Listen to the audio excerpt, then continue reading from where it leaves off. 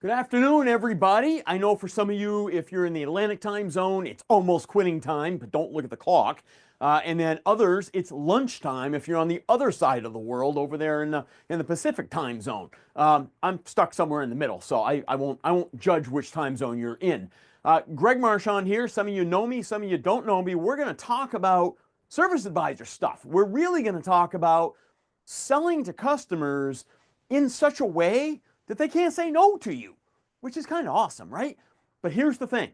If you haven't got something to write with, go get something to write with, because we only have like 45, 50 minutes, depending on how far we get here and how many questions you have, to get through a whole bunch of stuff. So what I'd like to do is, if you have questions, stick them in the Q&A, and the moderator here will monitor that for me, and I will try to stop like 5 minutes before our time's up, and we'll check, see what kind of questions you all have. If you don't have any, you don't have any. Great. But if you do, I want to make sure we get them answered. So go get yourself something to write with if you haven't already, because I have taken the best of the stuff that everybody responds to in all the classes that I teach, and I've thrown it into this presentation, and it's going to go fast. Okay? So like I said, we're going to talk about selling, but we're going to talk about real practical stuff that you can actually use this afternoon if you're on the Pacific coast, and tomorrow morning if you're on the Atlantic coast. There are certain things that we're going to discuss today that are going to almost guarantee customer retention, will guarantee customer loyalty, and will make it really, really, really super hard for a customer ever to say no to you. And these things are kind of important, because loyalty today in 2025 it's kind of hard to come by. I mean, it's not gone, but we have to try harder to retain customers, to give the customers an experience that they really, really super enjoy. Now, I call this, the customer satisfaction pyramid. Duh, I know, you can read too, right? And look, the point to all of this is we're trying to get customers to trust. You all have customers that walk through your door, they toss you the keys, and they go, give me a call when it's done. And I always ask you, what allows that customer to do that? And everybody tells me, well, they trust us. Duh, Greg, they trust us. Well, yes, they do. But what pieces make up that trust? And you'll notice every facilitator has to have some sort of geometric figure. It's in the code book that we all try to abide by. And I picked this because it had 3 sides. So my contention is it starts with a customer experience that's awesome, something that they really connect to, something they really like. And then if we add to it fixed right first time, then we're going to get them to the peak of that pyramid at trust. But here's the thing. If we block out the bottom piece, we still have a pyramid. We still have tricky, huh? So my question to you then is, can we get a certain number of customers to trust with just fixed right first time? And the answer is yes. And if we were in a classroom, I'd have people raise their hands if they were somebody, because I am, if they were somebody that could get to trust with just fixed right first time. I don't care how you treat me. I don't care how grumpy you are with me. If you do your job and take care of my problem on my truck, then I will trust you and I will be back. And what you would see when the hands went up is there would be roughly 5 to 7% of people that can get to trust with just fixed right first time. But the thing is, that 5 to 7% of people, we don't know really who they are. And so we really have to create an exceptional customer service experience for every customer that walks through your door. Now, if we can do that, then you are well on your way to high retention rates and high customer loyalty rates, not to mention easy sales, because those folks that toss you the keys and say, hey, give me a call when it's done, they have that high level of trust, right? And you know, you smiled when I said that because they're easy sales. So I want you to think first, because we're going to talk about how to get here, but think first about what we got to overcome. Now, you didn't create this. This was nobody in this program, and I know that because anybody that shows up in these programs, you're not the ones that did this, all right? But we all have to overcome this industry reputation of being dishonest and dirty and lack of transparency and expensive. And hey, we are expensive. There's nothing we can do about that. But when a customer walks through your door, there's this very high level of anxiety. And this is part of that anxiety. Now, think about also why they come to you. If they didn't wake up in the morning and say, hey, I'm going to go visit my buddy Joe down at the shop. Well, maybe he did, I don't know. But they came to you because, I mean, these are the answers I get in class, right? We got, I need tires. Uncle Joe says I need an alignment. I got a light on in my dash. I'm dead on the side of the road, right? Got towed in. I needed some sort of an inspection, whatever it might be. The bottom line, though, is there's only one reason they come to you. And it's because they don't have a choice. They have to come to you. They can't fix it themselves. I know some grab YouTube and they try to fix it themselves and then they come to you anyway, right? But think about that. So they all want to have this exceptional customer service experience, and they need it to get to trust, right? And they've got a problem with a car. They can't take care of it themselves, so they have to bring it somewhere. But they've got this reputation in their head, whether deserved or not, that this is a bad experience. Nobody, it's kind of like going to the dentist. Nobody likes having their car worked on. And so all of this adds up to high anxiety. But I got one more thing for you. Let's think about how a customer might perceive this experience. And this is, so look, it's Friday afternoon for most of you, right? It's Friday afternoon, you're thirsty. It's probably not too hot where you are, but I don't know, maybe somewhere in the world here it is kind of hot for you. But you're thirsty. It's been a long week and you're tired. I want you to play along in your mind as I describe this scenario to you. All right, this is important. Play along with me. So think about your favorite beverage, that beverage you can't wait to get out of work and go have. All right, your favorite beverage. And wherever it is you go buy this beverage, you put that image in your mind and you walk into that place. And there it is. There's your beverage. And you're just, I mean, you can taste it already, right? And you're reaching for that beverage. And on the shelf, whether it's in a cooler or on a shelf, wherever it is, you'll see a little price tag. Now, look at that price tag and see in your mind what that price tag says. Now, I don't know what it says. Maybe it says $7.99, $1.99, $49.99. I don't know what that says. But in your mind, you picture what it says. And you picture yourself reaching for that beverage. All right? Now, you take that beverage off and you're walking up to the cashier, right? You're walking up to the counter and you plunk that beverage down on the counter, you're reaching for your wallet, you're opening up your purse, and that service individual, right? That cashier, think of he or she as a service advisor, that cashier looks you straight in the eye and with a perfectly straight face says, I am sorry, sir or ma'am, but I can't sell you this beverage unless you buy 5 pounds of hamburger, 24 hamburger buns, a bottle of ketchup, and a jar of mustard. Now, what would you say? You'd either put it back, you tell me, or you'd walk out, you'd leave it there and walk out, or every now and then somebody says, well, I guess I'd be having a barbecue. The truth of the matter is, if this happened in normal life, wouldn't be a big deal. But think about it. It doesn't happen, does it? But when a customer walks in your shop and says, yeah, Uncle Joe says I need an alignment, they walk up and they grab that alignment off your board, they walk up to your counter, they plunk it down in your counter, and with a perfectly straight face, you look them in the eye and you say to them, I'm sorry, sir, I can't sell you this alignment unless you buy 4 tires, 2 ball joints, and a tie rod end. And what are they thinking? No, actually, I just need an alignment. So this is how they are perceiving their experience. And you've got to realize all of this, that the anxiety is high, that they don't like having their car worked on, and that when they walk up to your counter or you come to them with a courtesy inspection, they're thinking in their mind, he or she's about to sell me something I don't need. Now, I'm going to come back to that piece in a minute, but you've got to overcome all of this stuff. And some of you are sitting there thinking, well, yeah, Greg, I'll tell you how I overcome it. I just walk them back out there in that bay and I point to the problem and they go, oh, yeah, go ahead and do it. Well, of course they do. And I'm going to explain to you why they do that, why that works so well.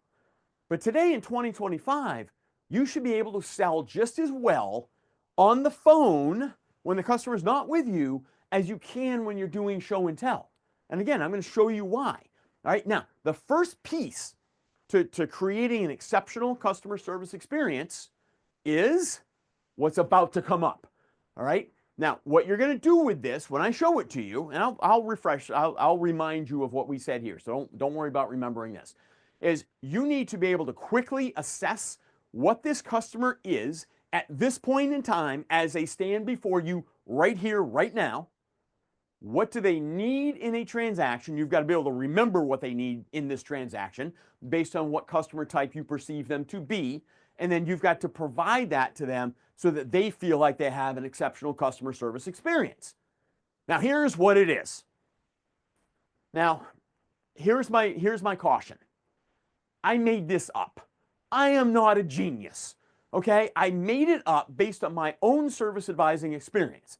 And what I did was I thought about, okay, so there are customers that are very task oriented, right? They think bullet points, think checklists.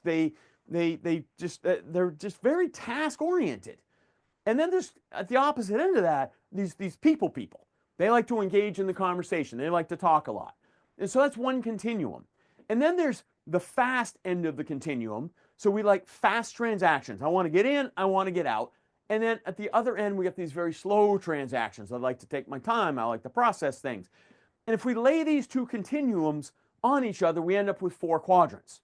So here's how it works. Quadrant 1, task-oriented, fast transaction. All right, task, fast. I am firmly rooted in quadrant 1. All right, maybe you are too, but maybe not.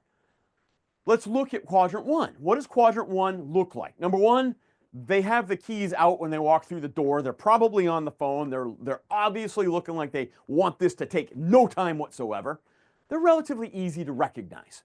They need quick, fast, easy transactions. They don't want to know a whole lot about what went wrong or what needs to be done.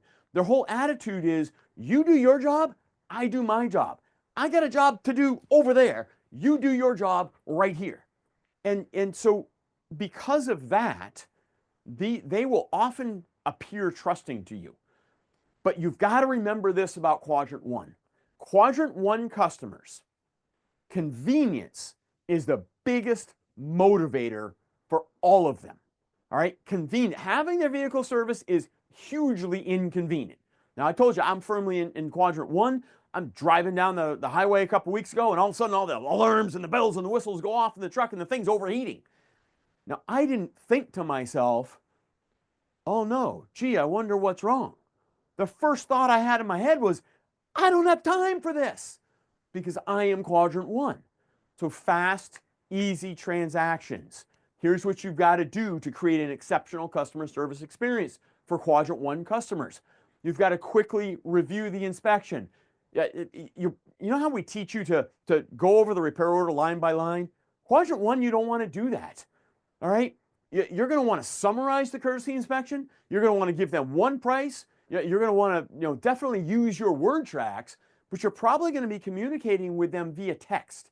So you always want to ask everybody, every customer, what is the easiest way to get a hold of you today? Because quadrant 1 is going to tell you text. They're generally busy. They're generally relatively high strung. And again, they don't need to know a whole lot about what's going on. So if you text them, hey, Greg, John from XYZ Automotive, clean and lubricate rear brakes to make the noise go away, $339, whatever it costs, $339, text yes or no, call with questions. Great. I can respond to that. Oh, ouch, $339, that's a lot, but I got to have it done. Yes, done. Out of my way, convenience was my big motivator. Okay? So quadrant 1, use pictures, but not too many.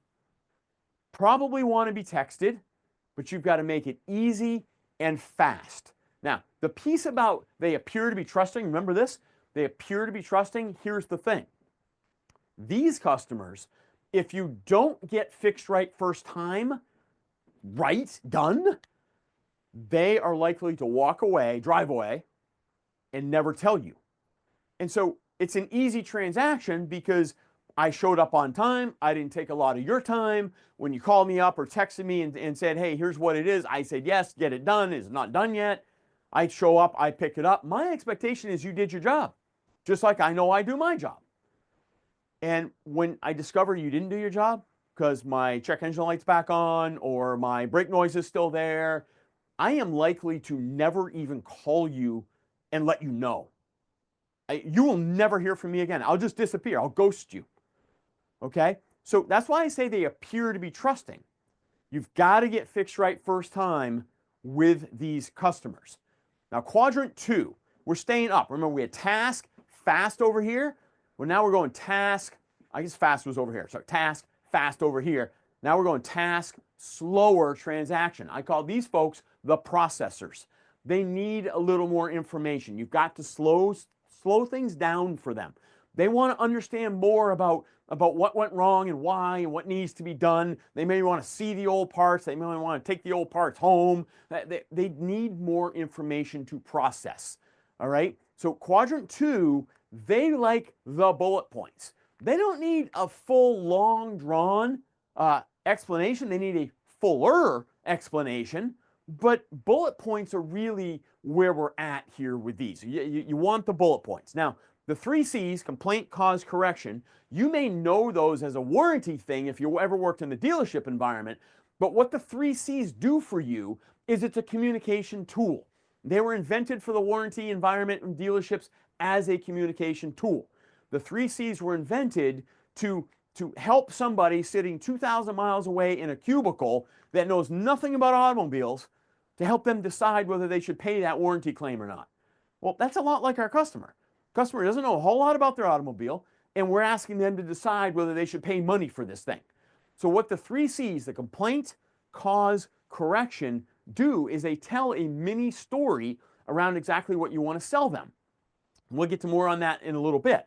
But quadrant 2, give them the bullet points. The 3 C's work really, really well. Okay? These are the processors, slower transaction, bullet points. Remember that part. Now, we're going to stay on the slow end over here, but we're going to drop down to the people end of that task people continuum. All right, so we're down over here now. And these folks are the donut bringers. They're the ones that bring you Dunkin' Donuts, they bring you Tim Hortons, they bring, I don't know, they tell me down in Georgia that they bring them chicken and biscuits. I had one class down there tell me that one day. So this is the slowest of all transactions. You all have one of these people. You're thinking of them right now, and you're like, well, yep, they came in. It's Friday morning. They came in this morning, and they brought the chicken and biscuits or the donuts or the coffee or whatever it is they brought you. All right? Sometimes we don't like these people because we work in a very busy environment, and we see them coming, and we're like, ooh, this is going to slow me down terribly. But here's the thing. Because they like storytelling and they like that conversation, I promise you, you are not the only place that is going on in their lives. They're on the golf course doing this. They're at the Eagles Club doing this. They're at the diner doing this. I mean, they are everywhere doing the same thing. And if you give them what they need in a transaction at the service counter, and they love you, they will be the biggest word of mouth advertising you could ever ask for. So slow things down. Don't run for the hills when you see them coming. Sometimes you got to take turns dealing with them, or you know, maybe you deal with them better than he or she does, and so you swap or whatever. But you need to give them time. Show them everything. They want that personal connection. They want the storytelling. They want the conversation. They want the information.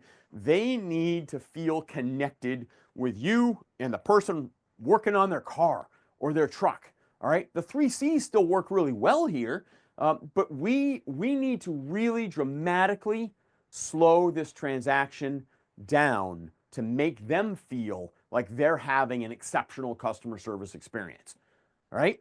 So we've got quadrant 1. Convenience is the big motivator. Quadrant 2, the processors. We need to slow things down, give them the bullet points. Quadrant 3, the donut bringers. All right. Engage in storytelling, like the conversation. And then quadrant 4. So we're still down at people, but we're over at the fast end of the continuum. So these folks are interesting. They want the personal connection, but they don't want to waste any time. They want to feel like you recognize them. They want to feel like they belong, but they're very task-oriented still. They're very, and I shouldn't say task because we're not on that end of the continuum, but it's fast transaction. And fast can look like task. So quadrant 4 is, again, they want the personal connection. So you want to say, good morning, Mrs. Smith. Great to see you again. Good morning, Mrs. Smith. How are those grandkids? Good morning, Mr. Smith. And make that connection and then give them the bullet points. Notice bullet points are here again. Okay? Now, and I know I'm going through this really, really fast, but let's talk about how you're going to use this information because we want to make sure we get through all our material here because there's some good stuff here. So you've got to recognize the type of customer standing before you right here, right now. Here's the thing. This is not a profiling tool. It's not a personality typing tool. It's remember who made it up? This fool right here made it up, and I ain't that smart, okay? So what it is intended to do is when somebody walks up to the counter, you can quickly put eyes on the situation, assess what customer type you think they are, remember hopefully what they need in a transaction so that you can modify your sales presentation to connect with them and give them that exceptional customer service experience. Now, here's the thing about using this. We said quadrant 1 was kind of easy to recognize, right? They're on the phone, they got the keys out, they're not digging in the pockets for the key. I mean, they're the ones that want to get going. And then at the same time, what does quadrant 3 look like? They got the donuts, duh, okay, or the bag of chicken and biscuits, right? So let me ask you this. If quadrant 1, convenience is the big motivator, and quadrant 3 likes the storytelling and the personal connection and the conversation, if I treat quadrant 1 customers like quadrant 3, are they ever going to be our customer ever again? No, they're going to hate it, right? And by the same token, if I treat quadrant 3 like I would a quadrant 1, and I'm very short, quick, fast with them, they're going to be upset with me, right? So the good news here is that quadrant 1 and quadrant 3 are easy to recognize, and they're exact opposites, really. And so if you can recognize them and remember what the two of them need, then a customer that walks in that's not a 1 or a 3, they must be, duh, by process of elimination, a 2 or a 4. Well, if they're 2s or 4s, so they're not a 1 or a 3, so we know it's a 2 or a 4. Think about this. What did we say that was common to both the 2s and the 4s? We said bullet points. If you give the 2s bullet points, they're happy. They're the processors. Are they going to be unhappy if you smile and say, good morning, Mrs. Smith, how are the grandkids? No, they won't be. The 4s also need the bullet points. Are they going to be unhappy if you say, good morning, Mrs. Smith, how are the grandkids? No, they won't. See, the beautiful thing about 2s and 4s is you can treat them the same. You can treat them like we've always taught you to. Greet them in a friendly manner. Go over the repair order line by line. Go over the invoice line by line. Those are bullet points, aren't they? So folks, if it's not a 1 and they're not a 3, they must be a 2 or a 4. Treat them like you always have. But if it's a 1, you've got to pull out all your convenience options. You've got to make the transaction faster. If it's a 3, you've got to slow things down and really make that personal connection with them. All right? So I hope that makes sense. Now, one more thing about this, because my observation is, even though they stop to get the donuts or they stop to get the chicken and biscuits, they still show up before the 1s do. Oh my God, it drives me nuts, right? I get there and there's the 3 at the counter telling the stories. So what do? Well, here's the thing. If you have the tools, you can have, I used to keep night drop envelopes at the counter. And what I would do with the night drop envelopes is I could pull those out and I could say, Mr. Smith, you probably got to get going. Just fill this out for me real quick. Stick your keys in there. Make sure you tell me the easiest way to get a hold of you today. And then just do that and you be on your way. Now that 1, if you hand them a customer intake sheet and say to leave the keys with it, let me know how to get a hold of you. If you've got a business card, leave the keys with your business card. Tell me the easiest way to get a hold of you, why you're here today. They hear oh, my time's back in my hands. And so you've just created an exceptional customer service experience. So use whatever customer intake tools you have with these ones. You can even use them with the 2s and the 4s while that 3 is there. You can say to that 3, Mr. Smith, Mrs. Smith, I would really love to hear the rest of that story. Do you mind if I get these people on their way? And you know what Mr. Smith, the Quadrant 3 customer, just heard? He wants to hear the rest of my story. And so you can use, I mean, look, I've seen Quadrant 3 customers that stood there and entertained everybody while you took care of them at the counter. They would write the service with you if you let them. You can literally use Quadrant 3 customers for their personality to get everybody else going. All right. So again, not a profiling tool, not a personality stereotyping tool or typing tool or whatever we call those things, but literally a tool to be used right here, right now. What do I have to give this person so that they feel like they have an exceptional customer service experience?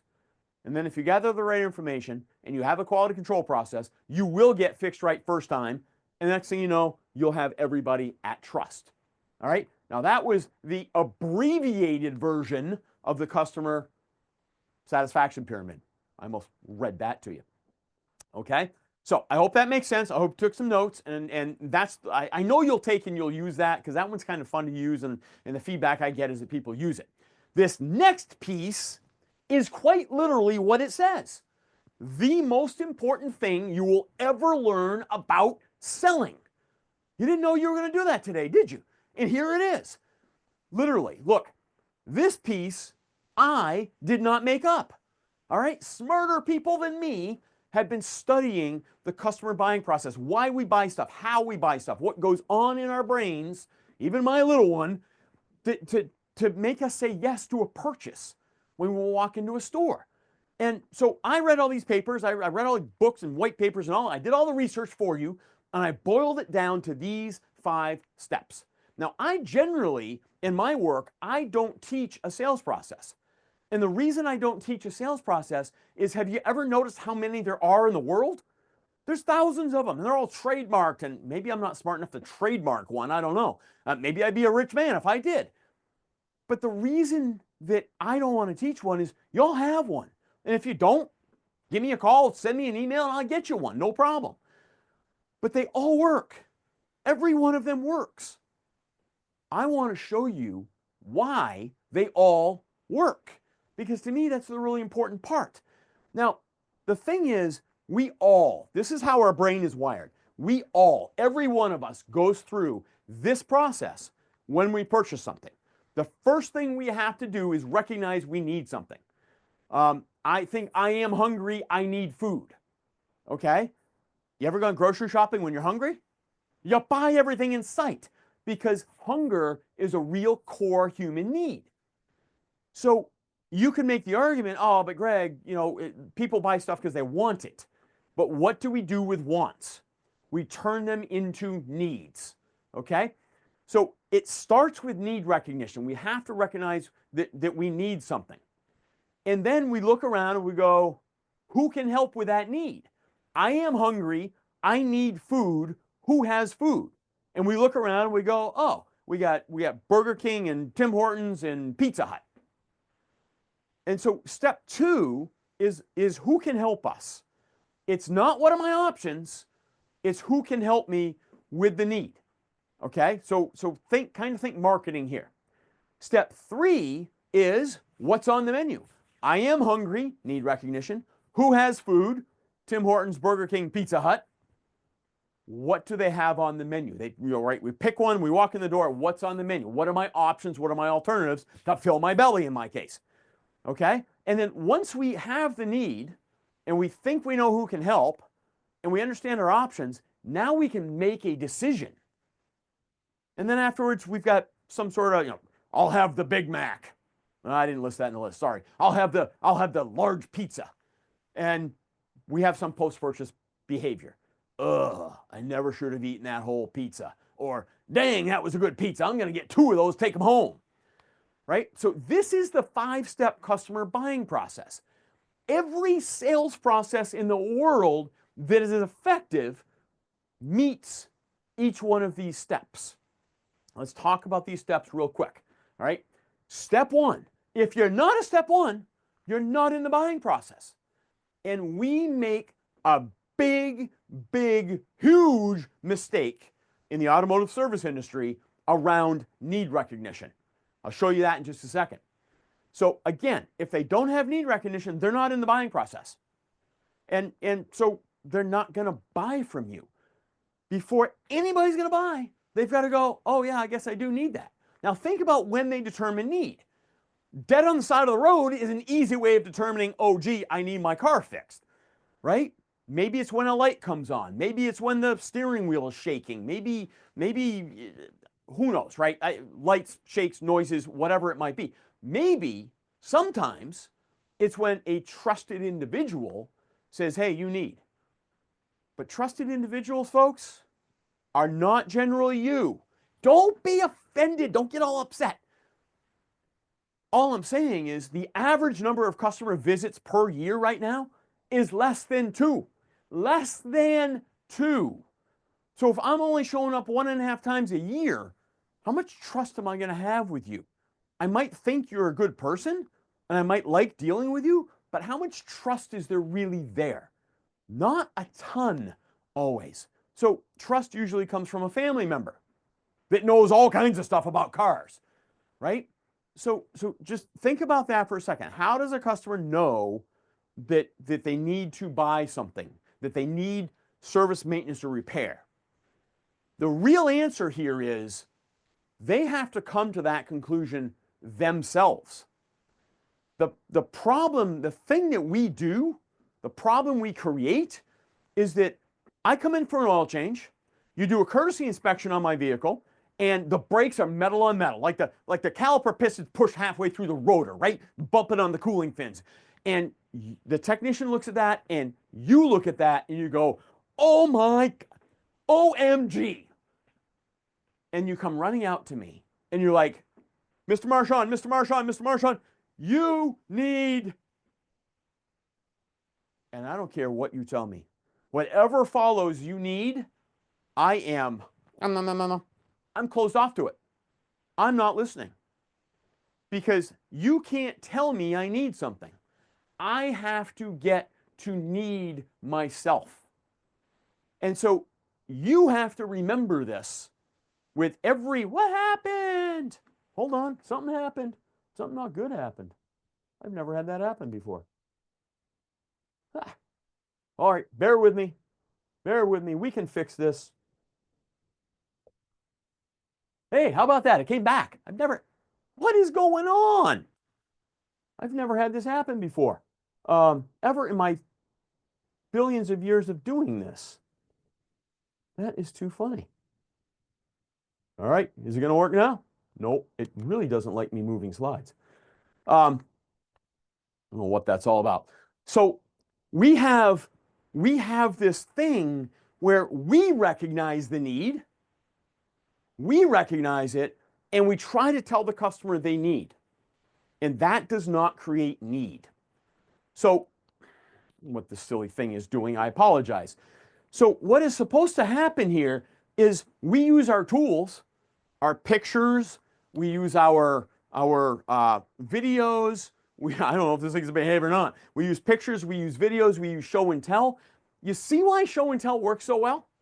Show and tell works so well because when you walk a customer out there to those bays and you point to whatever it is we're pointing to, all right, you know what? I'm going to kill this presenter view because maybe that's what's doing it. Bear with me for a second, folks.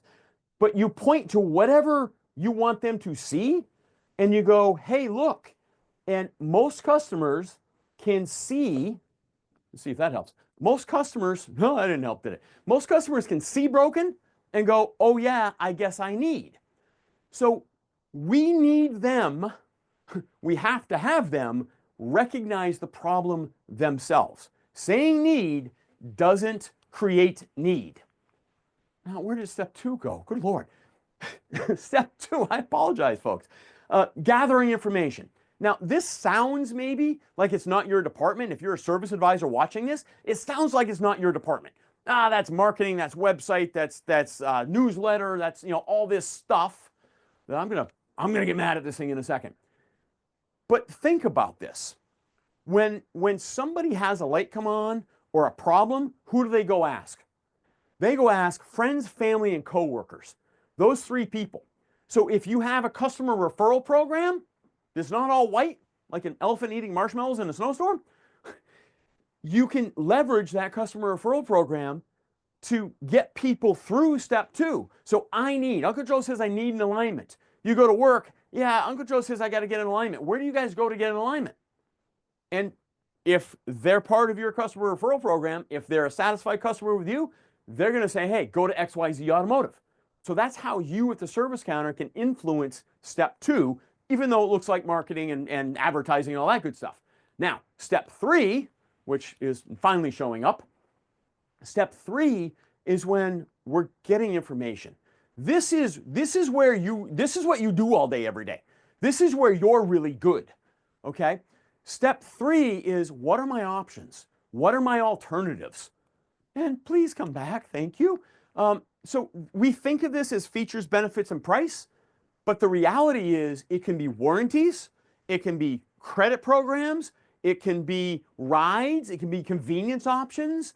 All of that type of information will really significantly help a customer to make a decision. So remember, if they're not in the buying process, they're not going to buy anything. But if they don't think you can help and they don't believe in your options, including warranties, road hazards, roadside assistance, again, payment options, timing options. Can we do some today and some tomorrow or some next week, right? All of those are options. If they don't understand all of those, they're not going to be able to get to step 4, make a decision, if we can find step 4. So when you're presenting all of this, when you're presenting the courtesy inspection, we'll do one of those programs later, some other time. Make sure you have photos and videos. They help create need. Make sure you have diagrams. What I always say is verbal, visual, written. Verbal, visual, written. Can you remember that? I'm glad I got this presentation memorized, right? You don't know how people process information. You're not going to be able to determine that at the service counter. So verbal, visual, written. Show them the warranty. Show them the photos of the brakes that are bad. Show them the oil leak. Verbal, visual, written. All right, awesome. I hope you're keeping up here. So this is the craziest thing. Once you've explained the options, verbal, visual, written, now in theory, they can move to step 4. And step 4 is make a decision. But if there's hesitation, you've got to think in your head, where in the customer buying process might this customer be? Because if they hesitate, when you make your sales ask, look, if you're not hearing yes often enough, unfortunately, it's your fault. So if there's hesitation, there's a problem. They either don't have need recognition, or they don't understand the alternatives and options, or worst case, you don't have trust with them yet. All right?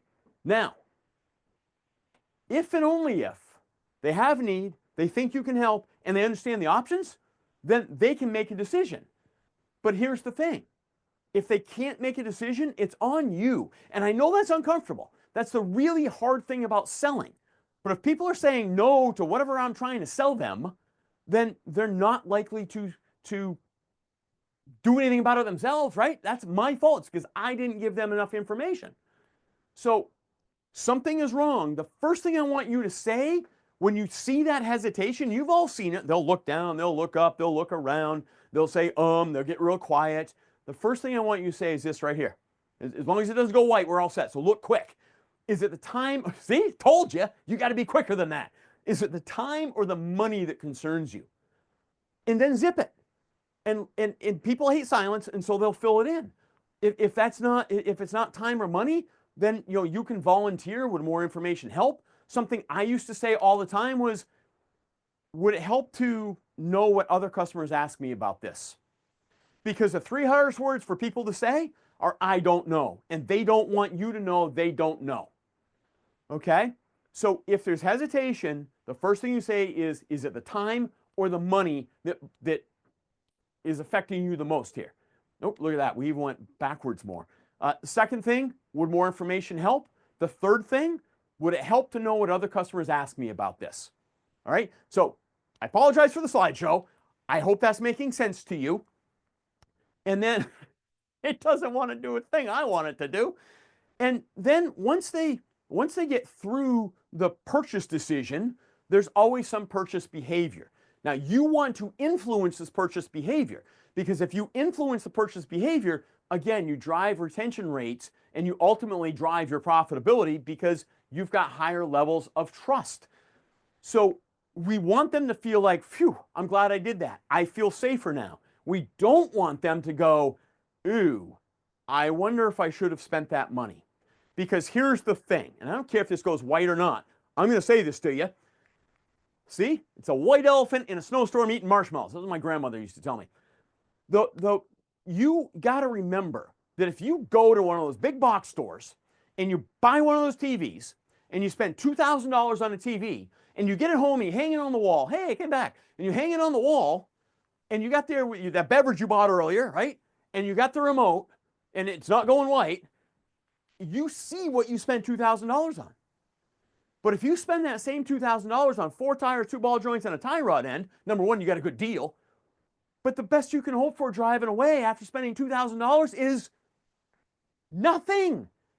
Unless you get a $2,000 shimmy, right? So customers can spend all this money, folks, and not feel like they got anything. So you have to influence that post-purchase behavior. You've got to remind them of the value they got. Tell them they made a good decision today. All right, Mr. Smith, you made a great decision with these tires today. You can expect similar tread life as you had with the other ones.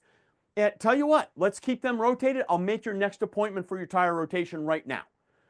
Okay, so the entire process, come on, I knew it was in there. Need determination. I need. They have to feel they have to get to need themselves. And then 2, who can help me with the need?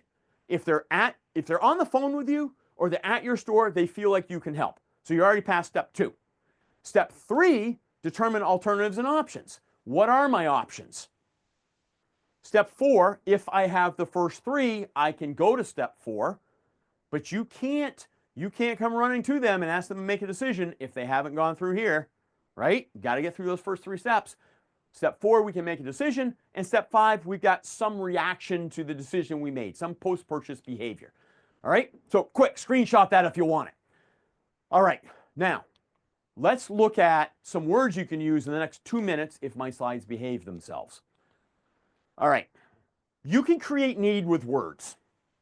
And here's what I'm going to do. I'm going to stop messing with the slide program because I can do the rest without it, and I apologize for the visual. But words can create need. If you use those 3 C's, the complaint, cause, correction, you can go out to a customer. So just listen to the words I'm using right now. All right, listen to the words I'm using. Customer comes in for an oil change. You do a courtesy inspection. Front brakes are metal on metal. That's your scenario. You get the courtesy inspection. It's got photos on it, maybe videos on it. It's got all the technician notes on it. You walk out to the customer. Here's the first thing you're going to say to the customer. Don't read that. Listen to me, because we don't know when it's going to go away. First thing you're going to say to the customer is, Mrs. Smith, as usual, you're doing a fantastic job maintaining your automobile. You know why you say that? Because you want them to feel like they're doing a fantastic job maintaining their automobile. I don't care if they are or not. Because if you can say, Mrs. Smith, as usual, you're doing a fantastic job maintaining your automobile, check out everything here in green on the courtesy inspection, that's evidence that they do a great job. You need them to believe they do a great job because they'll say yes when you ask them for the sale. So that's the first thing you say to them. Mrs. Smith, you're doing a great job as usual maintaining your automobile.